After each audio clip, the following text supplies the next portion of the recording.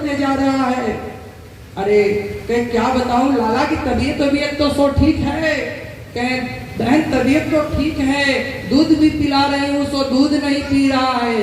कहे पहले बात बताओ तुम्हारे घर में सबसे पहले कोई सुबह में आया था क्या कि लाला को नजर लगाकर चला गया, मुझको सो ऐसा लग रहा है सो। तो उस समय यशोदा मैया कहती है देवी कोई अभी आज तो रोज तो 10, 20, 50 लोग आते थे, आज मेरे घर में कोई सो नहीं आया। एक बाबा आए थे और पता नहीं कहां से आए थे, कह रहे थे कि मैं कैलाश पर्वत से आ रहा हूं, तो तुम देवी अपने लाल का दर्शन करा दो। और जानती हो देवी मेरा लाल कितना डरपोक है। बाबा के गले में सर्प का माला लगा हुआ था, कान में बिच्छू लटक रहे थे, इतना बड़ा बड़ा जटा पड़ा हुआ था, तो इसलिए मैं दर्शन नहीं कराई। और बाबा के जाते ही मेरा लाला रोना प्रारंभ हुआ। उस समय एक बार बोलिए वृंदावन बिहारी लाल की। उस समय तो ब्रजवासी गोपी कहती हैं कि बहन एक बात मैं बताऊं, जो संत महापुरुष आते हैं बड़े भाग्य से आते हैं, उनका कभी अपने दरवाजे से ऐसे वापस नहीं जाने देना चाहिए। अरे तुम अपने लाला का दर्शन करा देती क्या होता। सो कहें देवी सही दर्शन करा देना चाहिए था। कहें हाँ। तो उस समय गोपी से निवेदन की कि ए बहन तुम जाओ उस बाबा को ढूंढ कर लेकर आओ।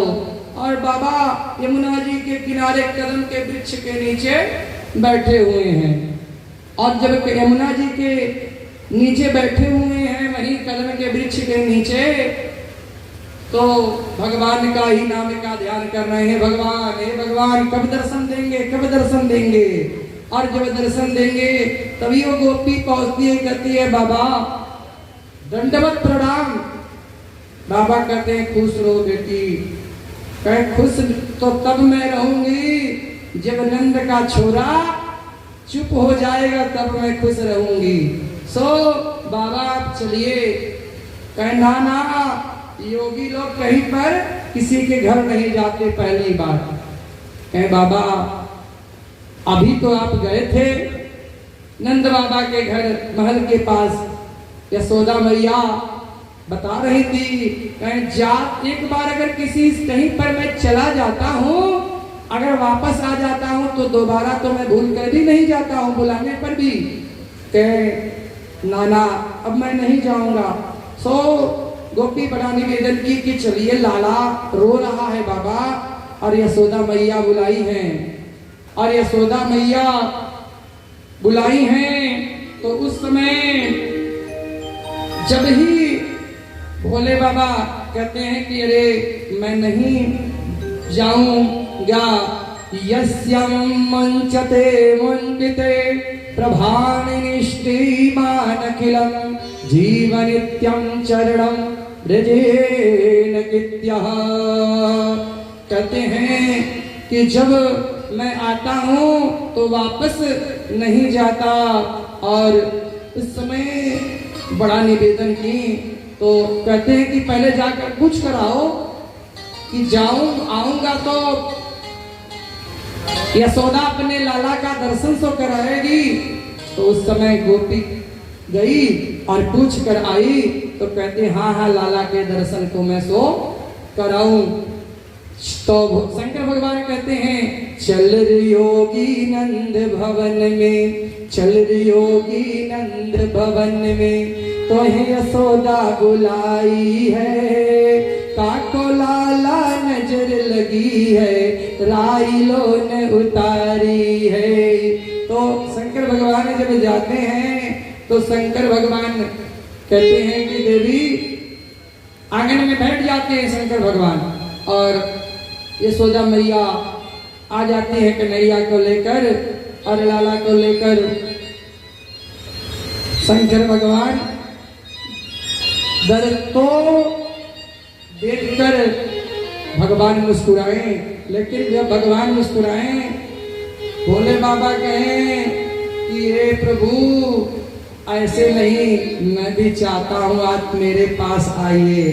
तो भगवान मुस्कुराते रोते ही जा रहे हैं। और उस समय तुरंत ही जब यशोदा मैया से कहते हैं भोले बाबा की देवी तुम मेरे गोद में दो और तुम्हारा लाल अभी शांत हो जाएगा। सो और जब ही भोले बाबा के गोद में आते हैं कन्हैया हंसने लगते हैं। और जब हंसने लगते हैं तो शंकर भगवान भी हंसने लगते हैं। और शंकर भगवान यहाँ हंस रहे हैं, परम ब्रह्मा हंस रहे हैं, तो देवलोक के सभी देवी देवता भी हंस रहे हैं। तो आप लोग क्यों मुंह बना कर बैठी? आप लोग को तो भी हंसना चाहिए।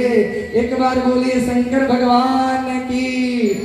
तो इस तरह से जब ही भोले बाबा हंस रहे हैं कन्हैया को तुरंत ही फिर माता यशोदा ले लेती हैं। और जब जाते हैं माता यशोदा के गोद में तो रोने लगते हैं।